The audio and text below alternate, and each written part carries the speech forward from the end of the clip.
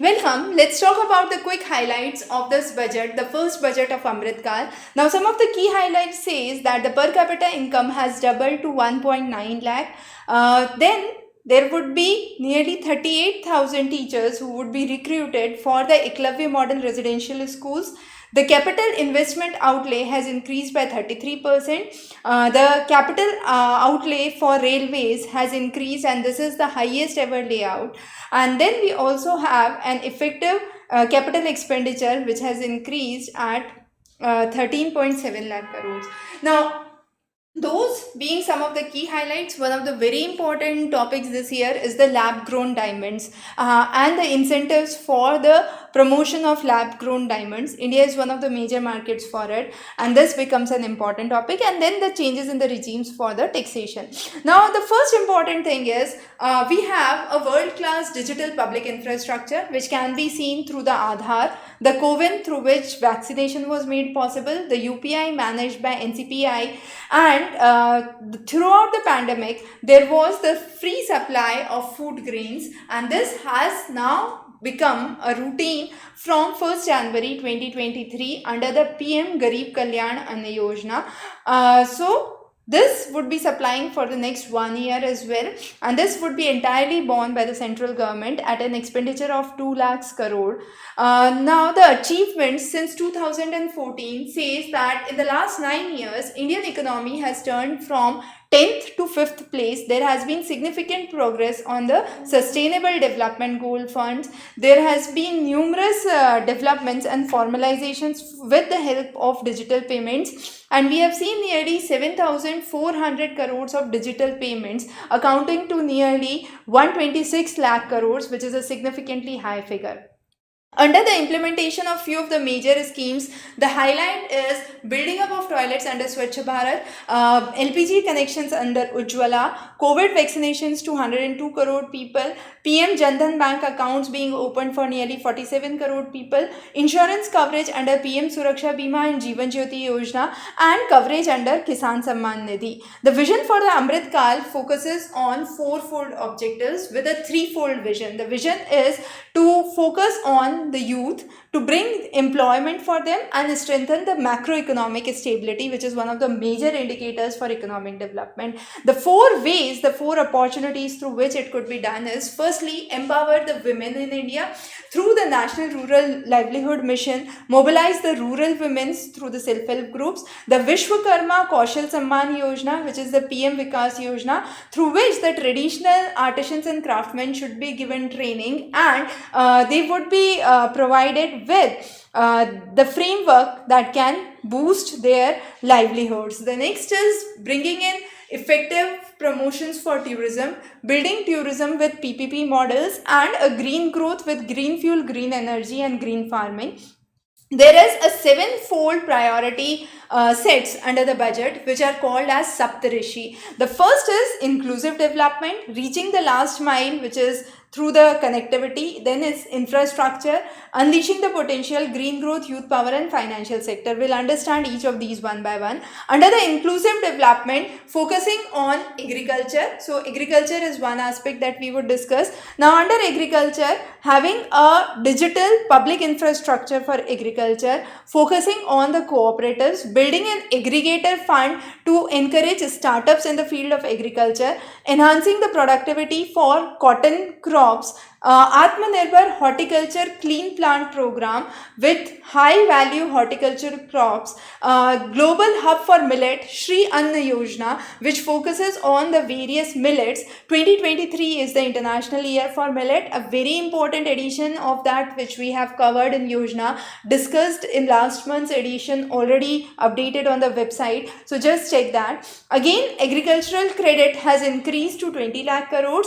For fishery, there is a new sub scheme which is the PM Matsya Sampada Yojana, targeting investments for fishermen and vendors. Cooperative, as we said, Sahakar se Samriddhi. Then under health and education, nearly 157 new nursing colleges would be established. Elimination of sickle cell by 2047 is the mission. For medical research, new projects have been sanctioned. New programs through centers of excellence for pharma innovation, multidisciplinary courses for medical devices, teachers training, and building a national digital library for children and adolescents. The next is under the last mile, development of the aspirational districts, block development programs, the particularly vulnerable tribal groups, the development mission for the same, recruitments for the Eklavya Model Residential School, which we discussed previously, providing water to drought prone areas, developments under the Awas Yojana, which is for the housing. Very important is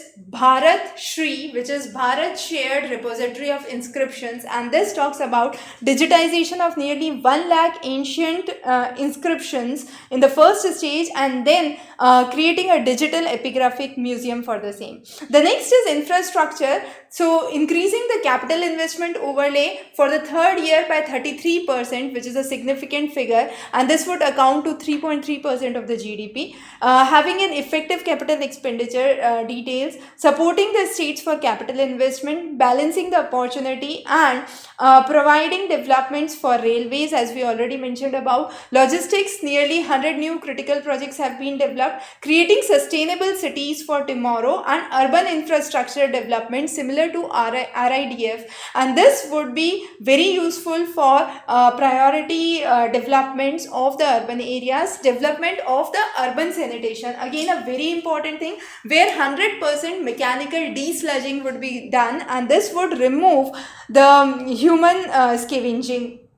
The next is Mission Karma Yogi, through which capacity building of the civil servants would be done. I Got Karma Yogi app would be created. This would be an online training platform, and the idea is to promote good governance with transparency. Similarly, there would be Center of Excellence with the help of artificial intelligence, that would be developed with the help of IIT. National data governance policy, simplifying the know your customer process, bringing in one solution for address and identity using Aadhaar and DigiLocker, having a common business identifier using an integrated PAN, and that PAN would be a common identifier for all agencies which would require it. A unified filing process, Vivad se Vishwas, where relief for small and medium enterprises and settling the contracts is important.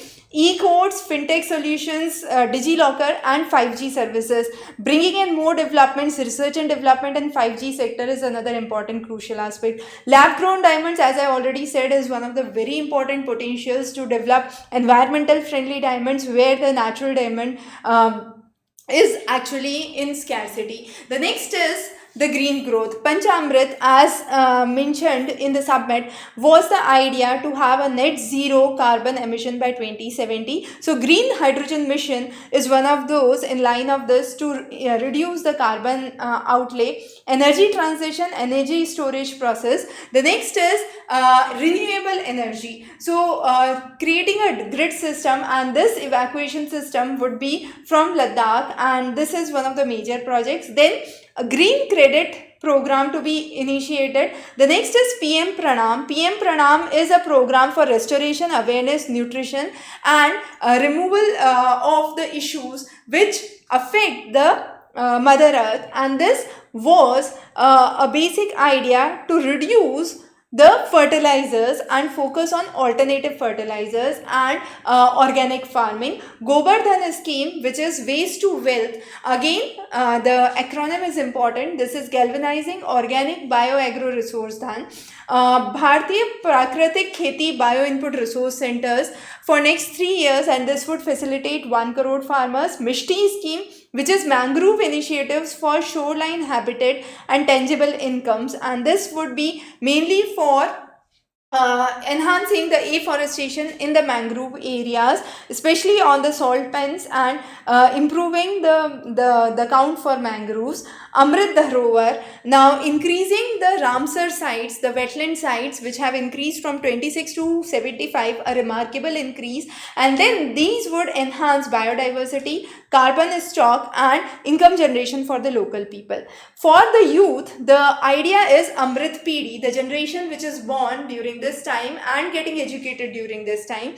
So they would have access to the new national education policy, have new job creation profiles. So Pradhan Mantri Kaushal Vikas Yojana 4.0, where on-job training and industrial partnership have been provided. Skill India Digital Program, apprenticeship promotion for tourism, Dekho Apna Desh, Swadesh Darshan scheme, and Vibrant Village program, which was also released in the last year's summary, is important. Unity Mall, very very important concept, and this is encouraged by the states to establish this in a state capital as a prominent tourist center or a financial capital, and sale of one district one product, the GI products, through the Unity Mall.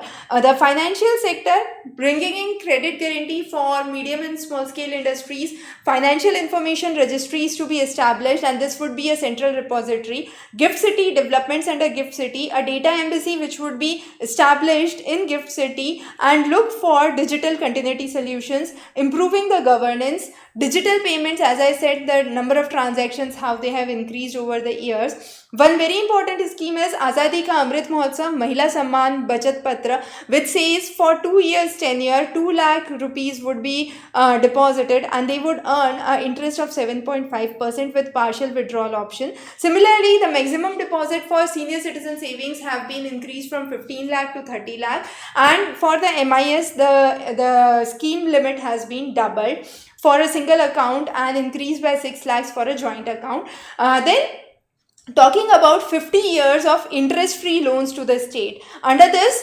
how the state would actually be part of it?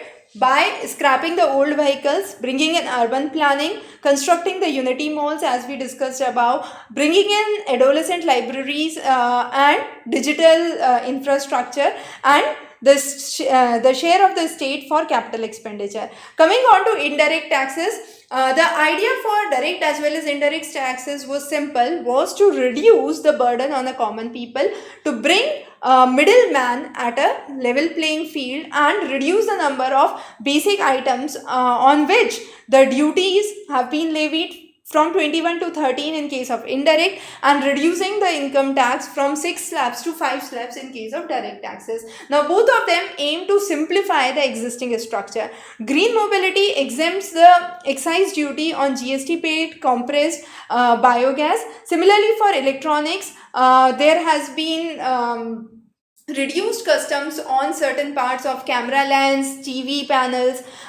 Same goes with electrical. For chemical, denatured ethyl alcohol has been exempted. This would benefit the ethyl blended program in India. Similarly, the custom duty on crude glycerine, which is used in epichlorohydrin, has been reduced significantly. Lab grown diamond, again the customs have been reduced to give it a thirst. For direct taxation, if the portal studies are analyzed, on an average 72 lakh returns are filed in a day. The process has taken more than 6.5 crore returns in this particular year, and the average processing time, which was previously 93 days, has been reduced to 13 to 16 days. 45% of the returns were processed within 24 hours. Again, a next generation common IT return form would be brought into account. For MSMEs, the turnover for the professionals and the MSMEs have been changed, and this is 2 crore, and for professionals it's 50 lakh.